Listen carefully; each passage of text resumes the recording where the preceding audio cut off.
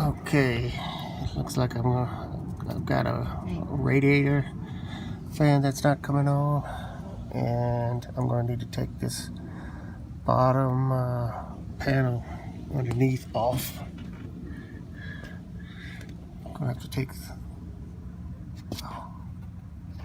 the pins out of here, take that 10mm bolt off, all along the front. So I need to take this compartment right here off.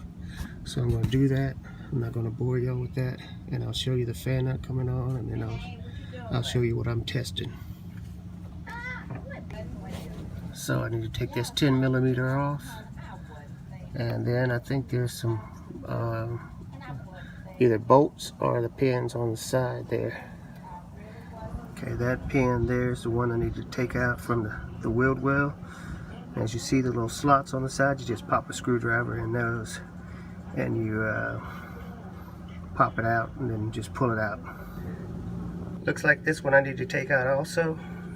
It's at the back on each side. It's at the end of the panel. So we got to pop that one out also.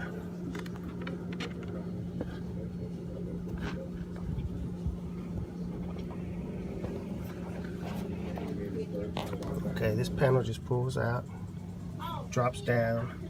This one's pretty beat up. It's not a new vehicle. This is a 2004 CRV. But as you can see, this front area here, this goes underneath the part on the bumper, and the other sides just fall into place, and you just pin them. And the one side where the 10mm bolt goes, everything else is just pinned in.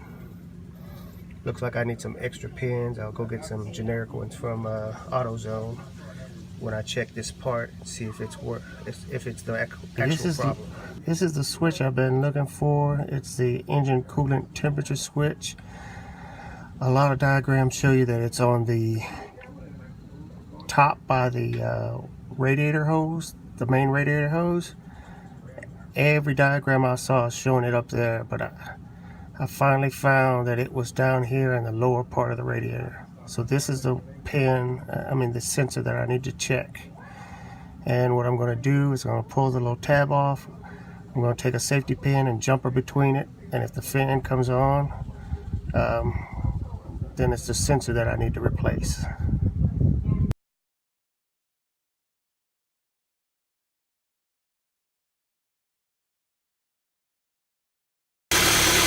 Okay, here are the two fans down here.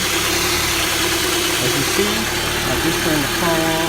Neither one is running. The one on the driver's side, I think it's the AC fan. I'm not 100% sure.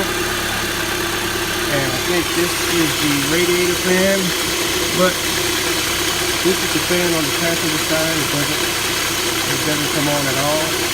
When I turn the AC on, this one comes on.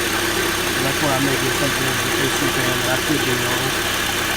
I'll be ready to go kick the AC on and I'll show you. But even when the car is at mid and I have the AC off, neither one of them turns on. So if it's the coolant switch, I jump it and both fans will come on when I have the AC on. And I got the AC running, and as you can see, this fan is blowing. This fan still isn't. So I'm going to turn off the car, I'm going to jump it the output from the filter switch, and we're going to see if this fan comes on. I got the jumper in there, but I still don't see the fan coming on. So the next thing is going to be to take the fan out and test it. But at this point it looks like the fan may not be working. So the fan on the driver's side, on the passenger side, looks like I might have to replace it.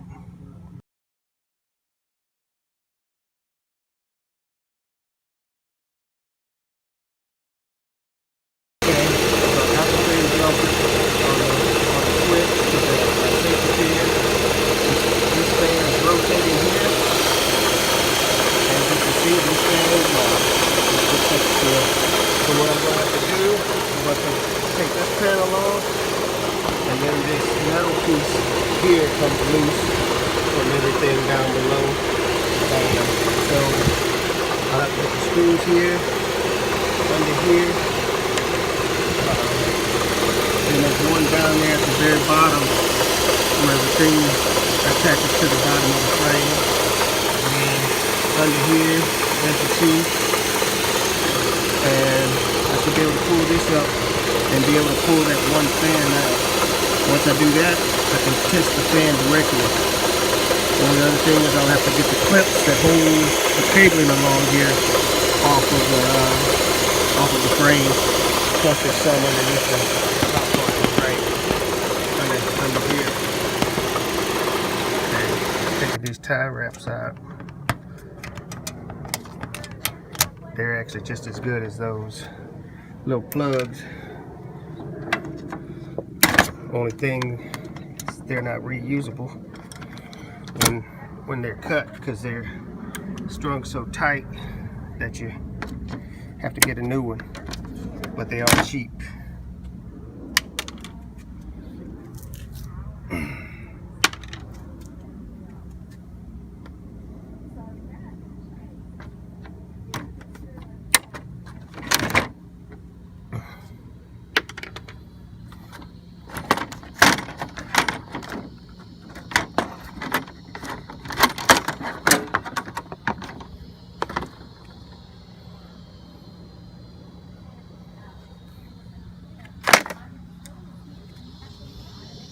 Okay, so now I'm going to have to take loose here, I think here, down here, up here, here, here, here. Well, maybe not that one. I don't know yet. But I think here and here. And then down there to get this frame piece across here. And then, as I said, there's one at the very bottom. As I said, there's one at the very bottom, which I'll show you once I have to get down to the bottom part. Okay, here is the 10 millimeter bottom connector for that brace across the top. You have to take this one loose. Also had to take the bolts that hold the air intake tube to the front of the grill. So taking this loose, hopefully I'll be able to pull it up through, and then we can take that fan off.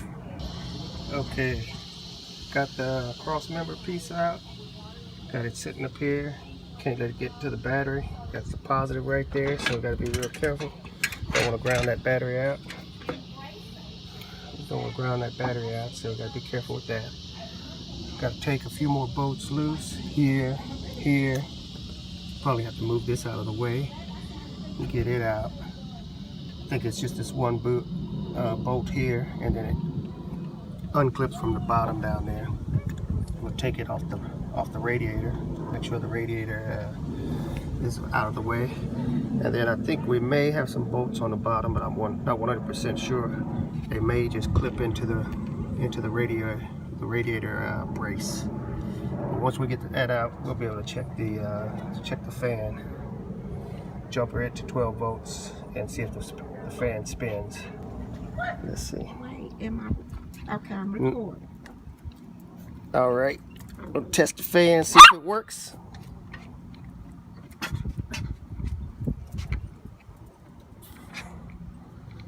Might have to turn the ignition on, I don't know. Oh, that's straight to the battery. Fan ain't working. If I'm touching it.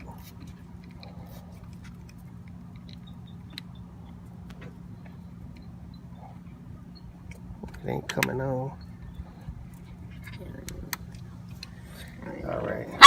Okay, finally got my new motor in for the fan from rockauto.com. So looked at AutoZone.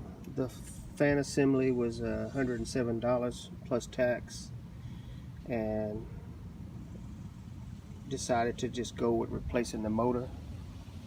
Found the motor on Rock Auto, so we're gonna take it out and check it out and see if it's a perfect fit. Otherwise I'll have to send it back. but it looked like the exact same motor that we have in this unit now. Well, it looks like the fan is from TYC. I'll include the part number, and it looks like I ordered it at the beginning of the week, last week, and it looks like the return is good till September 6th. Okay, good looking fan motor. This is a new, not refurbished item. The connector looks the same, and we're going to take this and see if this fixes the problem. It should fix the problem, as I didn't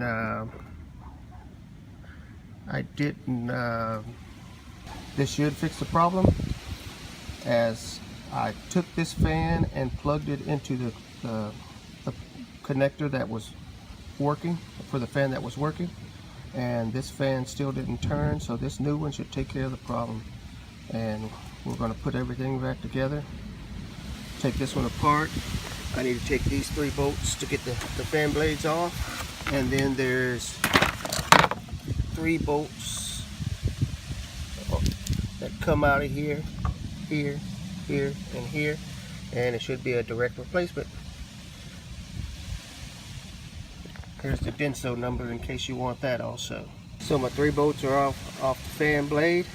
I'm going to make sure I take it off and put it back in the same way. As you saw on the last video, it looks exactly the same. We got new bolts there.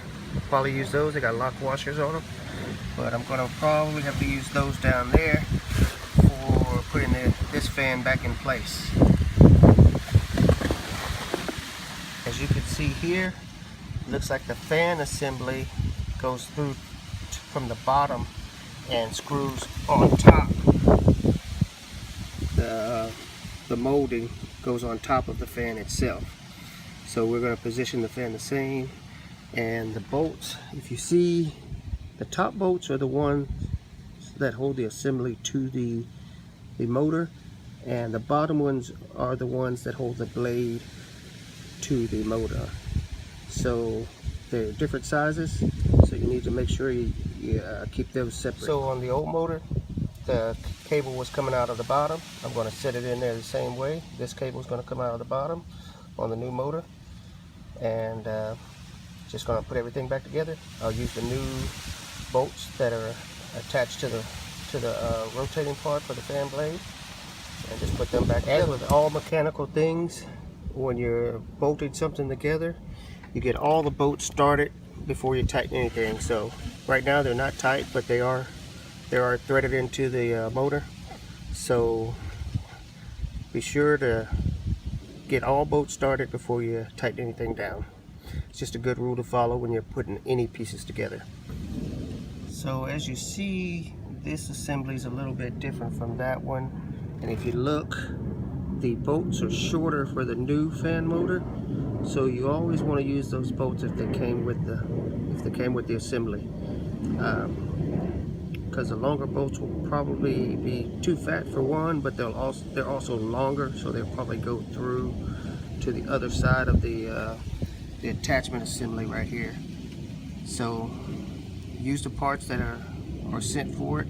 That way you'll save yourself some headaches. Okay, motor's back in place. The pins here go on the bottom. You bolt in on the top here. Everything's fitted in place. We should be good to go. Looks like a direct replacement. Hopefully it'll last long, but got a new motor. Just like new fan. The little bolts came with lock washers, so all you have to do is tighten them down just so they get the lock washers flat, and they should be held on there with the lock washers. As we'll go over this again, as you see the little pin holes down there, we need to attach there. We've got some connections to the air intake right here. We need to put bolts there. A bolt goes here. Bolts go here, right there.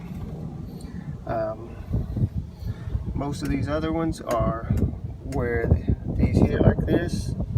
These are where the plastic pin things go back in place. Got the front grill gets held in here, here, and here. And then we've got there's a plastic cover that goes along the top here. So we'll work on putting things back in place and getting everything going. And the other thing down there on this frame, there's a place for a 10mm bolt to bolt down there. And then we'll bolt the wires back into the frame. Here's the cable for the pin connector for the fan. That's good. But what we're going to do first is I'm going to take this off. This fan comes on the driver's side, and the fan that was on the passenger side of the motor was not working. So I'm going to connect it here, turn the AC on, and see if both fans still work. But I'll have to do them one at a time because I'm going to use this. I'm going to put them in and on this one, and then I'll try it on this connector over here. As you can see, the new fan motor is working just fine. Looks like we're good to go. Testing it before I put everything back together. Nothing like getting everything put back together and nothing. All the work we did is not working. Alright. Okay, I got the pins in place. So now we're going to tighten it on the top side. It's a little hard to see over here, but everything is pinned in place, and we're going to tighten all the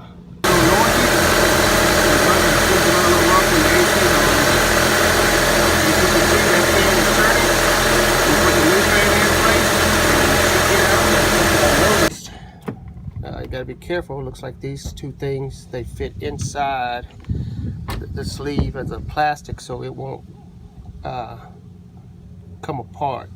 It's a metal sleeve, so if I hadn't seen these, I probably would have put them in without that. But they go inside the hole to make the metal. Currently, neither fan is turning. Hopefully, at the right temperature, they'll kick on when they need to be on. Wait to see if the antifreeze in here. And we'll see the warm up a second. Fan on the place is kicking on, and this fan is kicking on and stopping on their own. As you can see, it's slowing down. So it looks like that's working okay. A couple of things I need to check. I need to make sure it's getting enough coolant in it. Put coolant in there quite a bit, and it's still showing that. When I come back and look, it's low, so I'm checking it out, make sure it doesn't overheat. Also bought me a combo kit. It's got about 415 pieces off Amazon. Didn't cost me too much. Came with the tools, various tools and tie wraps for removing these. So 22 bucks for 415 of these, and also the hand tools to remove them. So thought it was a good deal. At AutoZone, I could get about 2 of these for like $3-4 bucks. So I'll put that in the links in the video also.